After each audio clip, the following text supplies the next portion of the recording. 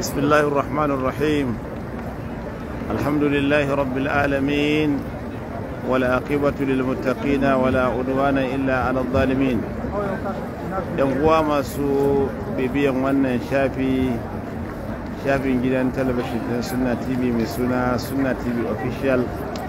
Assalamu alaikum wa rahmatullahi wa barakatuh. Gamu a Madina, birnin manzon Allah sallallahu alaihi wasallam, garin da manzon Allah ya kwadaitar da mutane da zama a cikinsa. A cikin hadisi manzon Allah ce za a buɗe gurare daban-daban, jama'a za su kaura zuwa can, wal madinatu khairul lahum law kanu ya'lamun. Garin Madina ya fi zamto musu alheri su zauna a ciki, amma da sun san da hakan. Wannan masallaci kamar da ku ga muka rubuta sunansa Masjidul Ghamama, ko kuma masallaci wanda ake masa take masallacin hadiri ko masallacin gajimare. Wannan masallaci yana da ban mamaki, musamman ga wanda bai san tarihinsa ba. Zai ce yaya za a yi wannan masallaci gashi daura da masallacin manzon Allah sallallahu alaihi wasallam. Wuraren da kuke ganin waɗancan hemomi ai masallacin manzon Allah sallallahu alaihi wasallama ne, kamar da kuke iya ganowa, wato tsoluwar asumayar masallacin manzon Allah. Yanzu jama'a an taso ne daga sallar isha'i daga masallacin manzon Allah, ake fitowa ta kofofi daban-daban, cikin su har akwai wannan kofa da muka fito zuwa wannan masallaci. Idan kuka lura za ku ga tsakanin wannan gini da kuke gani, wannan katanga da take nan, katangar da ta kewaye masallacin manzon Allah sallallahu alaihi wasallama ne, amma kuma sai ku ga yan wasu taku ne da bai wuce mita 100 kadai ba, sai kuma ga wani masallaci nan kusa da masallacin manzon Allah sallallahu alaihi wasallam. Da yawan alhazai suka zo su wuce shi ba su san menene asalinsa ba, wasu ma suna cewa masallacin turkawa ne. Shi wannan masallaci ne mai tsohon tarihi. Farko a wannan masallacin ne annabi sallallahu alaihi wasallama ya yi sallar idi. Ba wai haka masallacin yake gine tun a zamanin manzon Allah ba. Idan kuka lura za ku ga fili ne tarwal haka, daura da masallacin manzon Allah, babu gine-gine irin yadda yake kewaye, irin yadda suka kewaye masallacin manzon Allah, domin ta wata kusurwa da kwibin da ba nan gurin ba, za ga masallacin manzon Allah har ma dab da shi, wato cike yake da, wato ko kuma kewaye yake da hotels da gine-gine na ofisoshi da abubuwa daban-daban. Amma nan gurin kamar na gaya muku, ga katangar masallacin manzon Allah sallallahu alaihi wasallam kuna gani, ga masallacin manzon Allah sallallahu alaihi wasallam kuna gani. Yanzu mai yiwa wannan hemomin da wannan kamar rumfar ne yasa ba ku iya hangowa abu sosai, amma dai kuna hangowa yanzu masallacin manzon Allah sallallahu alaihi wasallam, ga asumar masallacin manzon Allah mita kaɗan ko minti ɗaya ba zai ɗauke ka ba, sai kuma ka ga wannan fili haka ta ko ina gurin ba gini, sannan kuma ga wannan masallaci a tsakiyar wannan guri. Farko wannan filin shine gurin da annabi sallallahu alaihi wasallama yake yin sallar idi. A cikin littafin musulunci akan kira shi musalla rasulullahi sallallahu alaihi wasallama, gurin da manzon Allah kan zo ya yi sallah ta wucin gadi ko kuma lokaci bayan lokaci. A wannan filin ne dai annabi sallallahu alaihi wasallama yake yin sallar roƙon ruwa, salatul istisqa. Anan annabi sallallahu alaihi wasallama ya yi ta, kamar yadda ya tabbata a tarihi cewa lokacin da sarki Najashi Ashama, sarkin ƙasar Habasha, wanda ya karɓi bakuncin musulmai a can ƙasar Habasha, wanda wannan guri na Habasha ya kunshi ƙasar Ethiopia yanzu, da ƙasar Djibouti, da ƙasar Somaliya da ƙasar Somaliland da ƙasar Eritrea da wani yanki na ƙasar Kenya da ma wasu yanki na ƙasar Rwanda. Wannan guri shi ake kira Habasha a da, amma inda annabi sallallahu alaihi wasallama ɗin ya je yana ƙasar Eritrea ne. Ko sani yadda ya yi wa musulmai kariya da yadda ya kula da su da alfarmar da ya musu tun da ya karɓi musulunci. Lokacin da ya rasu sai annabi sallallahu alaihi wasallama ya ɗebi sahabbai daga nan masallacinsa sallallahu alaihi wasallama inda nan ne gidansa yake. Annabi sallallahu alaihi wasallama suka taho zuwa wannan guri suka yi sallah wa najashi, suka yi masa salatul ghaib.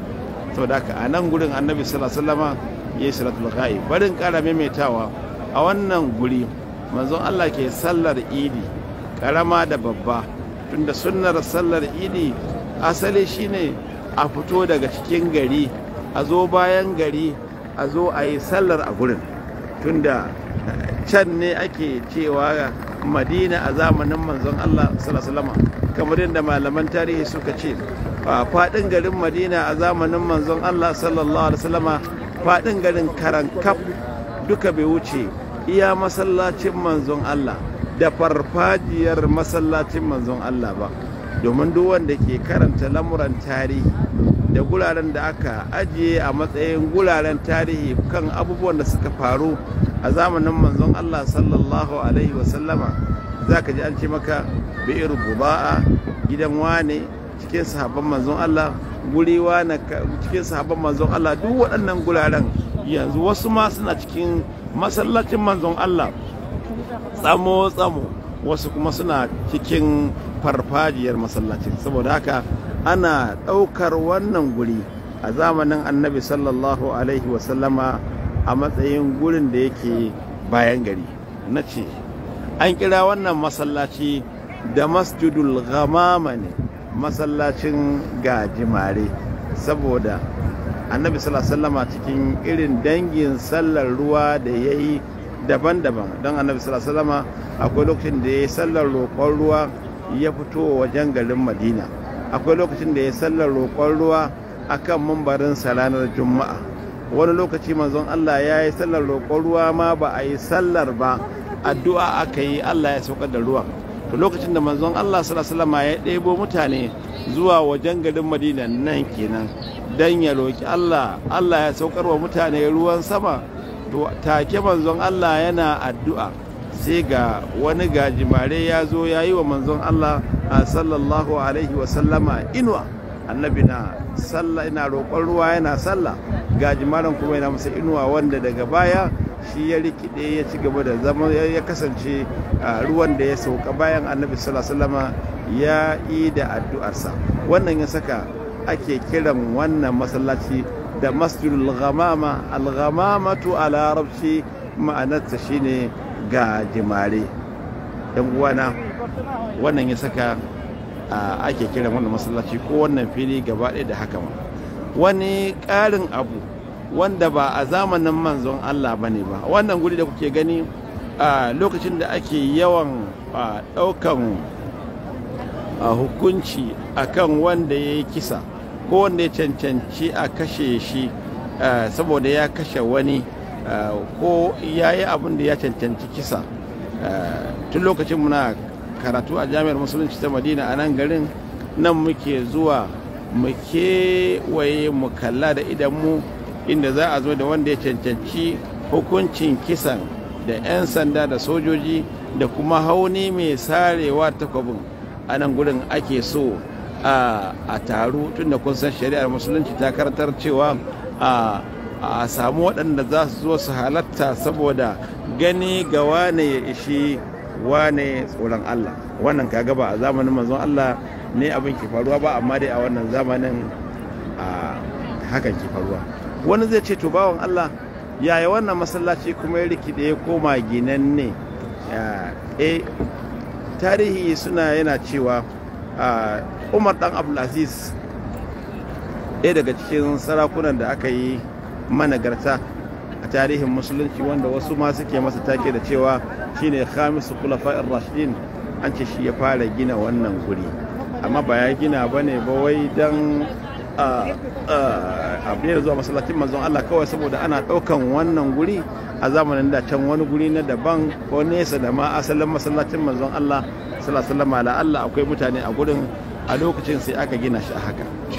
Wanda zai ce kuma a'a to ga kuma wani masallaci can ma daura da shi duka a dab da masallacin manzon Allah sallallahu alaihi wasallam shi ma a gine, shi kuma ana kiransa da masjidu Abubakar.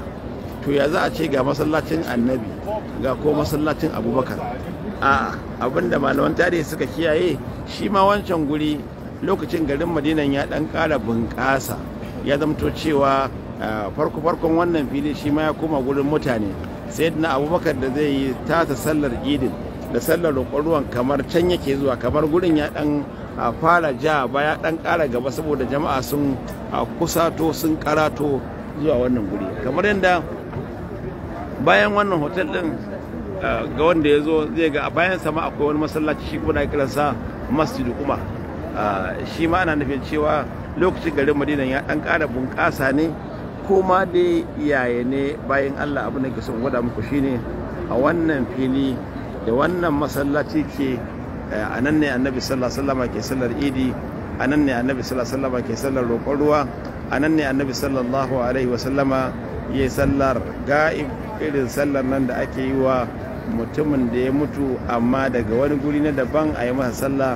A nan ne manzon Allah sallallahu alaihi wasallam ya yi wa sarkin Habasha wanda yake musulmi ne, duk a wannan guri ne ya yi masa. Shi yasa za ga saboda kiyaye tarihi sai gurin ba a wato gine shi ba. Ana cewa a Turkawa su suka gina shi tunda kusan Osman Empire wacce ita ce daular karshe wacce ta mallaki a duniyar musulmi, wacce ta karye a shekara ta 1924 a zamanin al'ananne Mustapha Kamal Ataturk. Ai kusan daular ta shi hatta Makka da Madina suna karkashinta ne. To a lokacin ne suka gina wannan masallaci da irin wannan tsari da hukai shi, da irin wannan bankayan gini da aka yi shi da dutse. Wannan tunda waɗannan mutane sun yi fice da wannan cewa wajen gini kawai da kuke gani, kawai guri ne aka ajiye shi na tarihi, ba a sallah a gurin.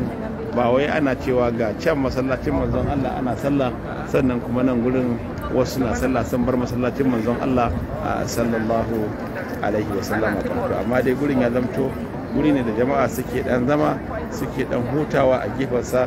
Ya zamto kamar wani dan lambu, kamar yadda za ku gani in na matsa muku da hotunan kusa-kusa, har da wasu ɗan shuke-shuke da aka yi inda mutane suke zama mai yiwa saboda hasken wuta yasa ba za ku iya ganin yanayin shukar ba. Bari in tsaya a nan gudun. Dama ina so ne ko da Allah maɗaukakin sarki zai sa wani daga cikin ku zai zo ya gane wa idansa, ya kashe kwarkwatar idanunsa ya ga wannan guri, amma baya daga cikin guraren da ake ziyara a garin Madina. Ba wani ladan da za a samu in an ziyarci wannan guri, bayan da manzon Allah shi a ziyarci wannan guri, ba wani littafin musulunci da shi a ziyarci wannan guri, sai dai kawai yawon bude idanu, wanda kuma shi ko ba a hana mutane ba. fasiru fil ardi fanzuru kayfa kana aqibatul mukadzibin. wa sallallahu wa sallama wa baraka ala muhammadin wa ala alihi wa sahbihi wa sallama taslima. Assalamu alaikum.